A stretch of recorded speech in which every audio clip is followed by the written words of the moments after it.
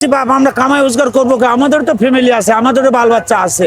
বাসায় যে পরিবারের সাথে ভালো মতো দুইটা কথা বলবো, ওই মেজাজ নিয়ে তো যাচ্ছি না। এখন এই প্র্যাকটিস গুলো যদি চলে, এটা রাষ্ট্রের জন্য ঝুঁকি। বাবা আমরা কামাই রোজগার করবো কি? আমাদের তো ফ্যামিলি আছে, আমাদেরও বাল বাচ্চা আছে। আমাদেরকে বাঁচার সুযোগ দেন। এইভাবে আমাদেরকে বিভ্রান্ত করা ঠিক না মামা। রাস্তায় এমনি তো দিনে রোডে উঠতেই দেয় না রিক্সা, তারপরেও রাত্রে যদি একটু বের হয়ে যদি আমরা একটু কর্ম করি সেটুকু বন্ধ। তাহলে আমরা অনাহারে থাকলে আমাদেরকে খাদ্য দিবে কে? আর আমরা পাবো কোথায়? আর আমরা করব কি? এখানে প্রায় 2-2.5 ঘন্টা দাঁড়ায় আছি ভাই। গাড়িতে ভরা যাত্রী ছিল, যাত্রী নামাই দিছি, ভাড়ার টাকা পাই নাই। যারা মোহাম্মদপুর যাবে গুলিস্তান থেকে বইরা নেমে গেছে, টাকা দেয় নাই। 2-2.5 ঘন্টা দাঁড়ায় আছি। না, মানুষের কষ্ট দেওয়া হচ্ছে, এটা খুবই কষ্ট দেওয়া হচ্ছে আর কি আমাদের। আমি প্রায় 1 ঘন্টা উপরে।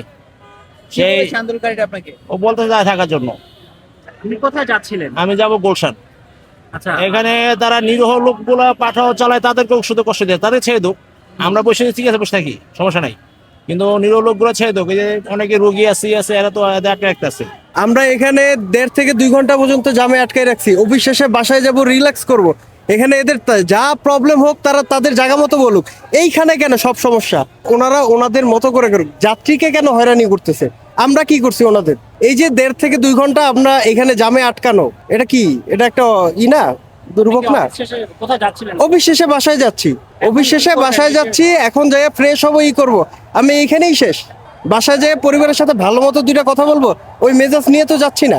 সারাদিন অফিসে কাজে থাকি, এইখান থেকে এখন যাব বাসায়। রাস্তার ভিতরেই যদি আমার 1.5 থেকে 2 ঘন্টা গরমের ভিতরে আটকা থাকতে হয়, এটা কিভাবে হবে? এখন অফিস শুরুর টাইম, মানুষজন সারাদিন থেকে বাসায় যাচ্ছে, তাহলে বোঝেন অবস্থা কি পরিমাণ হয়রানির শিকার হচ্ছে। গতকালকেও 2 ঘন্টা শুধু সংসদ ভবনের সামনে আটকাইছিলাম। 2টা ঘন্টা মানে বুঝেন প্রতিদিন মানুষের কি পরিমাণ ক্ষতি হচ্ছে এটাতে। তারা তো ঠিকই পার পেয়ে যাচ্ছে, কিন্তু যারা অফিস করতেছে, যারা বিজনেসের কাজে যাচ্ছে, বেশ কিছু অনেক গুরুত্বপূর্ণ মালামাল যারা ডেলিভারি দেয়, তাদের কমিটমেন্ট ঠিক হচ্ছে না। ঘন্টা পর ঘন্টা রাস্তায় দাঁড়িয়ে থাকছে। এটা মানুষের একটা সময়ের একটা ব্যাপার আছে না। ঢাকা শহরটাতে এমনি অনেক ব্যস্ত মানুষ, সবাই অনেক ব্যস্ত থাকে এখানে।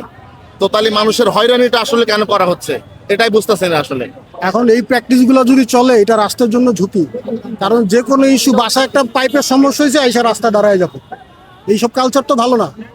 সারাদিন করছে ঠিক আছে, এখন অফিস আওয়ার শেষ, সন্ধ্যার সময় এরা আবার থাকবে বাসায়, এরা রাস্তায় কি করে? মানুষরা হয়তো হয়রানি করতেছে স্বার্থ উদ্ধারের জন্য। এখন একটা স্বার্থনিষ্ঠ মহল হয়তো এগুলারে সাপোর্ট দিয়ে এগুলো করাইতেছে। এখন বাংলাদেশে আপনি সুফি দরবেশ এনে বসাবেন, তাও কাজ হবে না, কারণ এখন শিখে গেছে রাস্তায় নামলেই মনে হয় একটা কিছু হয়ে যায়। এগুলো হচ্ছে এখন ব্যাড প্র্যাকটিস, আর কিচ্ছু না।